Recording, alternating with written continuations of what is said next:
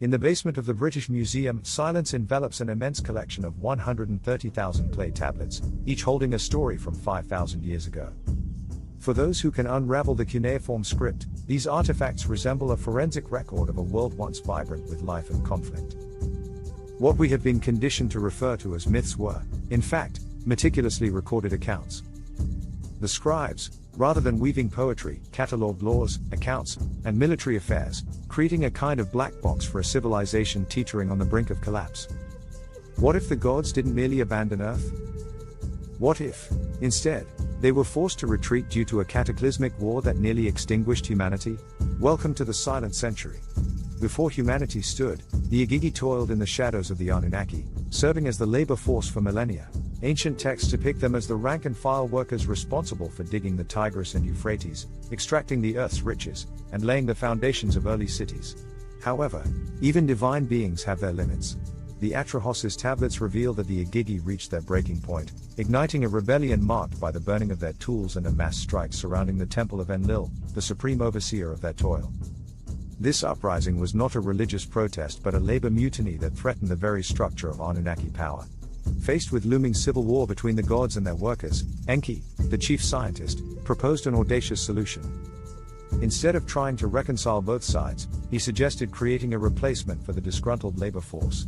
He combined the essence of a fallen rebel deity with clay sourced from Earth, forming the Lulu, the primitive worker designed to absorb the shock of labor.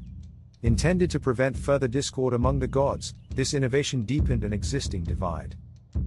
Enlil perceived the Lulu as a flawed creation, while Enki regarded them as his crowning achievement. What began as a labor dispute transformed into a profound struggle over the identity and destiny of a new species.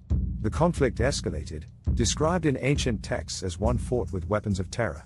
The lamentation over the destruction of Ur recounts terrible events where storms brought not the nourishing rain, but a bitter wind that rendered water undrinkable and air toxic, stripping the skin from the bodies of the people.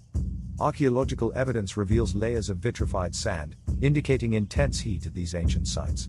Was this a divine struggle, or did it reflect a technologically advanced purge? The Anunnaki realized their ongoing conflict would result in nothing being left to rule. Thus they retreated, leaving behind the Silent Century, an era marked by radiation, dust, and the remnants of a golden age consumed by flames. Today, we inherit the consequences of that war. We carry within us the DNA, ambitions, and perhaps the destructive tendencies of our predecessors. The tablets still rest in the dimly lit corners of museums, not demanding our worship but urging us to remember the cost of a civil war that tore apart a godly order. If even those divine beings failed to survive their own advancements, what possibility do the Lulu, descendants of that tumultuous past, hold for their own survival? I invite you to traverse these shadows of time with me. This is the essence of the Silent Century, a narrative steeped in history and cautionary tales. Together, let us uncover the lessons embedded within the silence of these ancient records. Don't forget to subscribe and keep the flame of history alive, for it whispers truths about our existence and the paths we might yet walk.